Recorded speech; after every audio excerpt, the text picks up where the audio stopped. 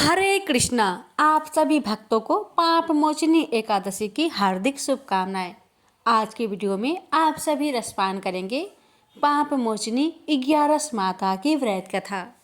एकादशी के दिन एकादशी माता की कथा सुनने से विष्णु भगवान अपने भक्तों की हर मनोकामना को पूर्ण करते हैं। इसलिए आइए रसपान करते हैं एकादशी माता की महापुण्य फल देने वाली कथा।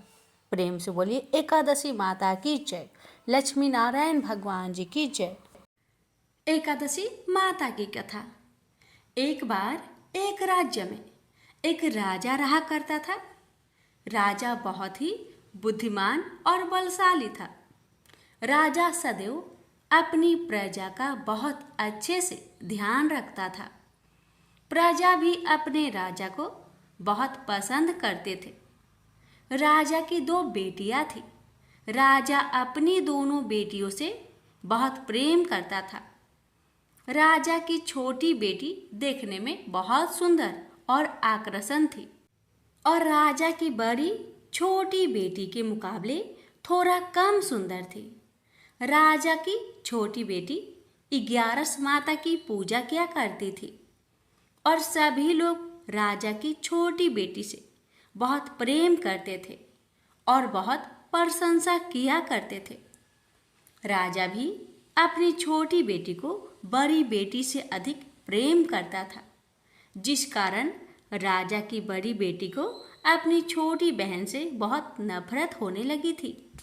राजा की दोनों बेटियां जब बड़ी हो गई तब एक पड़ोस राज्य में रहने वाला राजकुमार राजा की बड़ी बेटी के लिए रिश्ता लेकर आया।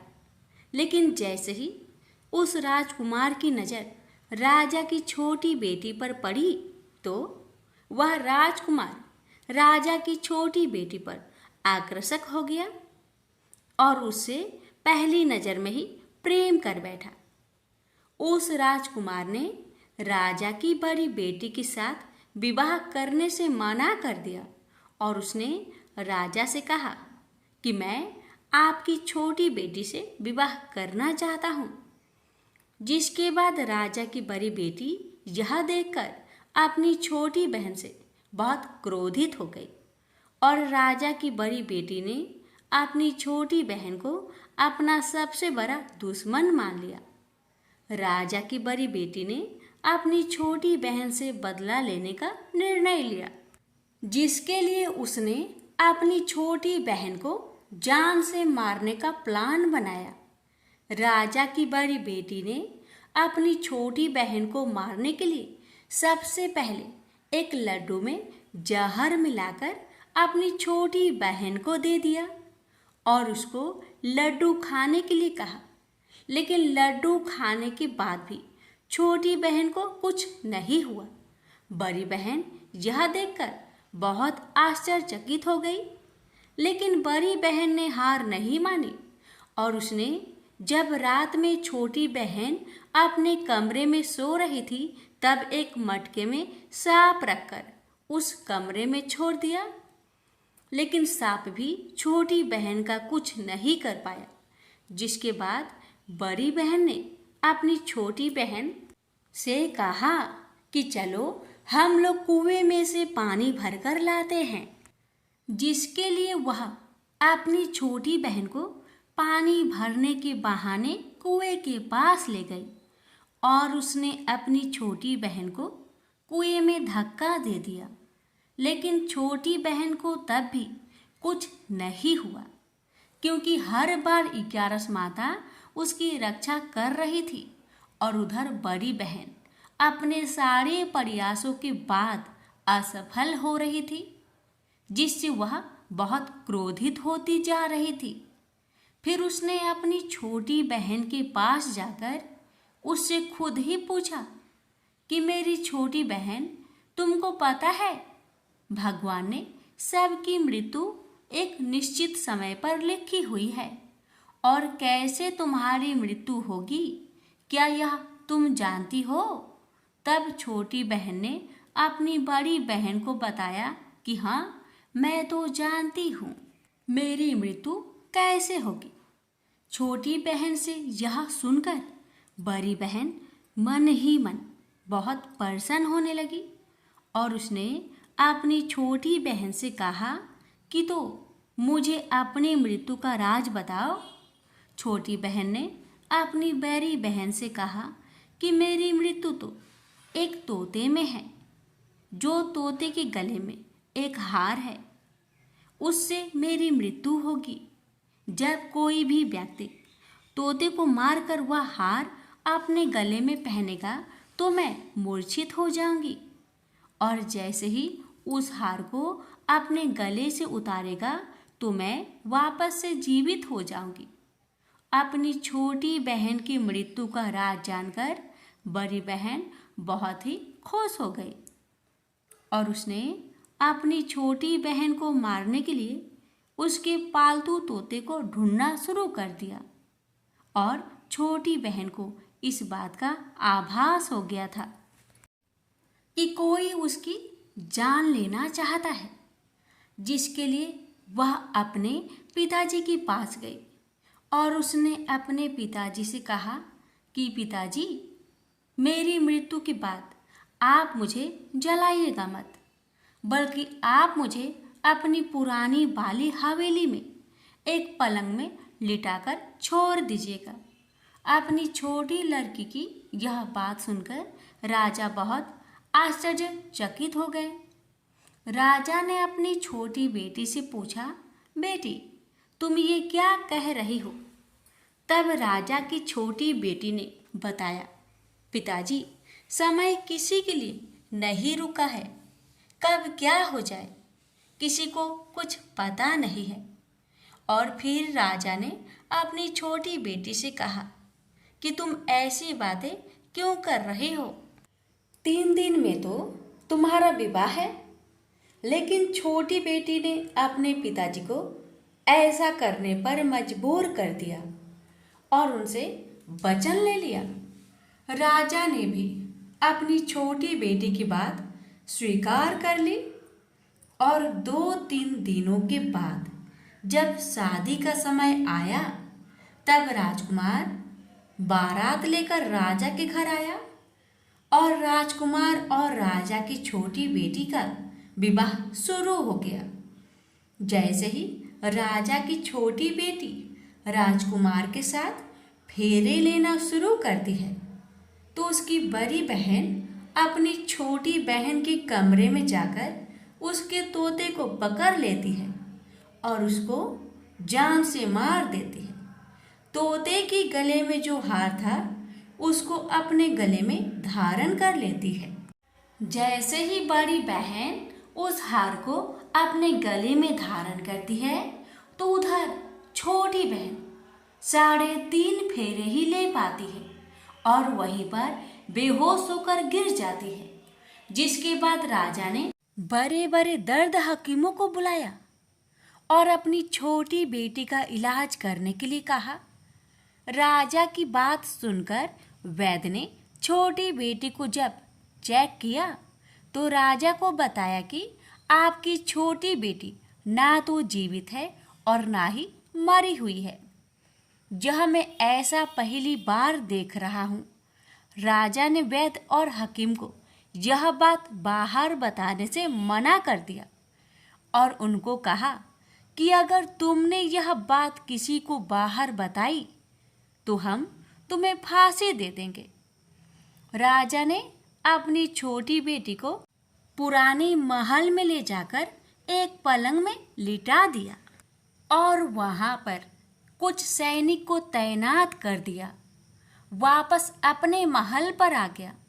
राजा की बड़ी बेटी अपने पिताजी के पास आई और कहने लगी कि पिताजी, अगर यह शादी संपन्न नहीं हुई तो आपकी इज्जत का क्या होगा? आप कहे तो आपकी इज्जत बचाने के लिए राजकुमार से शादी करने के लिए तैयार हूँ।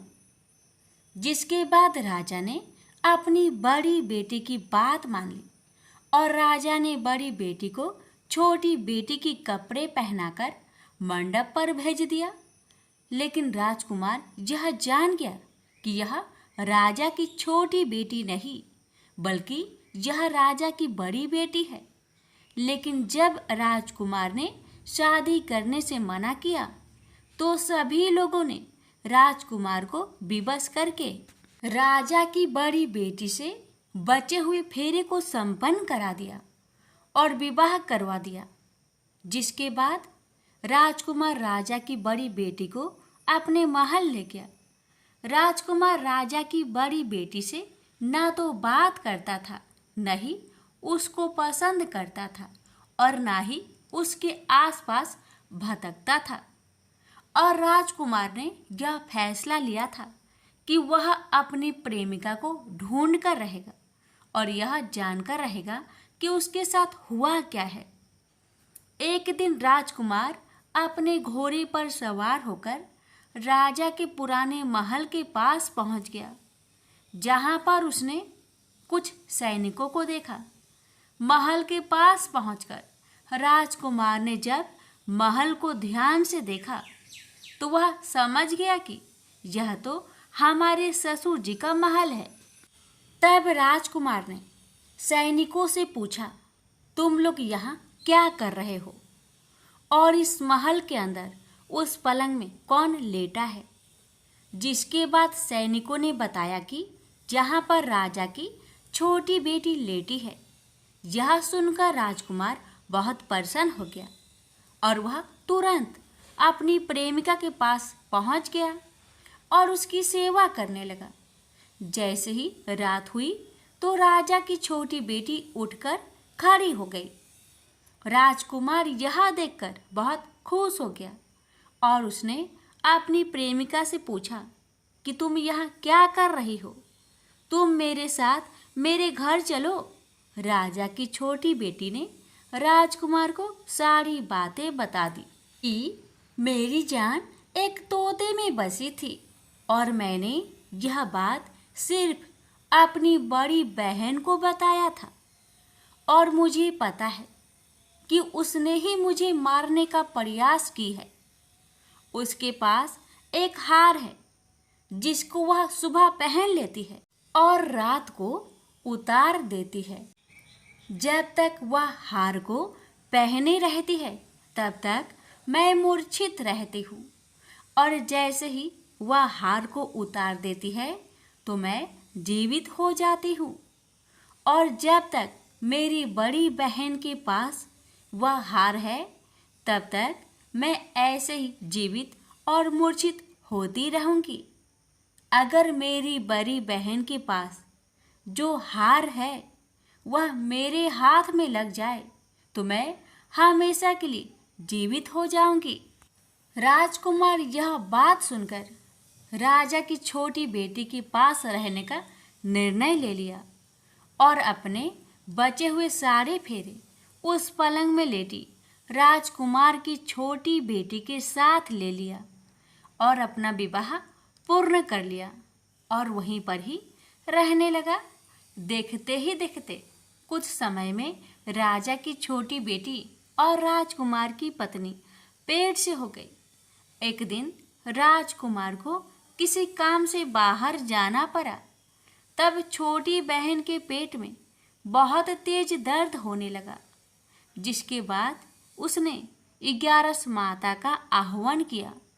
जिसके बाद वहाँ पर 11 माता प्रकट हुई और उन्होंने अपनी भक्तों के दर्द को दूर किया और एक पुत्र की प्राप्ति करवाई। और वहीं पर अचानक से राजकुमार भी आ गया।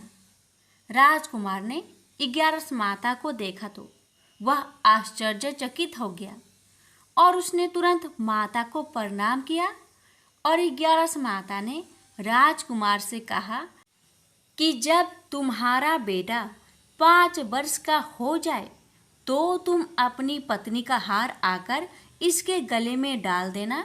और देखते ही देखते राजकुमार और राजा की छोटी बेटी का पुत्र 5 वर्ष का हो जाता है।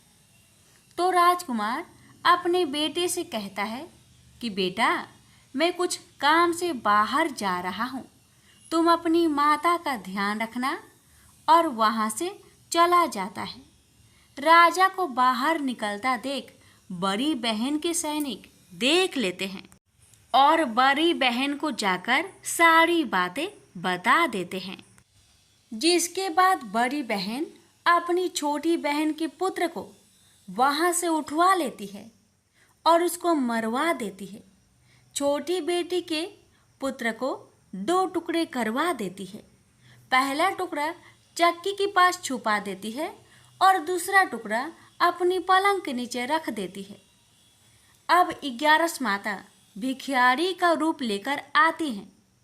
एक भिखारी का रूप रखकर बड़ी बहन के पास चली जाती है।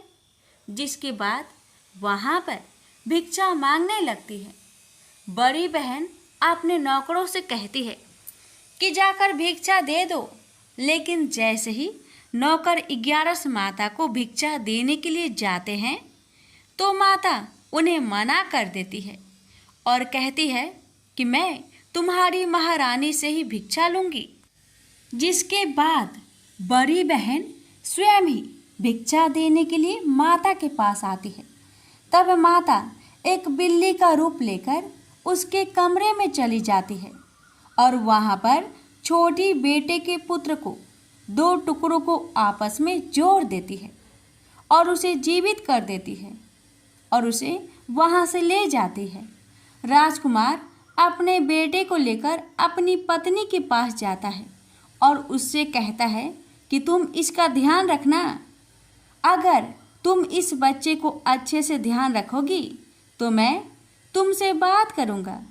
एक दिन राजकुमार अपने बच्चे से कहता है कि तुम मम्मी से उनके गले का हार मांग लो। जिसके बाद राजकुमार का लड़का अपनी मम्मी के पास जाता है और कहता है कि मम्मी, मुझे तुम्हारा हार चाहिए जो तुमने गले में पहन रखा है। यह सुनकर पहले तो बड़ी बहन बहुत क्रोधित होती है, पर उसको यह याद आता है कि राजकुमार ने कहा था कि अगर मैं इस बच्चे का ध्यान अच्छे से रखूंगी तो वह मुझसे बात करेंगे। जिसके कारण वह हार को उस बच्चे को दे देती है और वह तुरंत हार ले जाकर अपने पिताजी को दे देता है। और तभी राजकुमार अपने बेटे को लेकर वहाँ से जाने लगता है और अपनी पत्नी से कहता है कि तुम हमारे लिए खाना बनाकर रखना, मैं शाम को आकर तुम्हारे साथ खाऊंगा। और वह अपने बेटे को लेकर वहाँ से चला जाता है। जिसके बाद वह राजा के पास जाता है और उसको सारी बातें बता देता है। राजा अपनी बड़ी बेटी की यह करतूत सुनकर बहुत क्रोधित होते हैं और अपनी परवरिश पर ही दोष देने लगते हैं और राजकुमार को अपनी छोटी बेटी के साथ रहने के लिए आदेश देते हैं। 11 माता ने जैसी कृपा छोटी बेटी पर की, वैसी ही कृपा अपने सभी भक्तों पर करना, हर कष्टों को दूर करना। प्रेम से बोलिए एकादशी माता की जय। इस कथा को हर एकादशी व्रत कथा के साथ जरूर सुनना चाहिए। इससे लक्ष्मी नारायण एकादशी माता की विशेष कृपा प्राप्त होती है। प्रेम से बोलिए लक्ष्मी नारायण की जय, एकादशी माता की जय।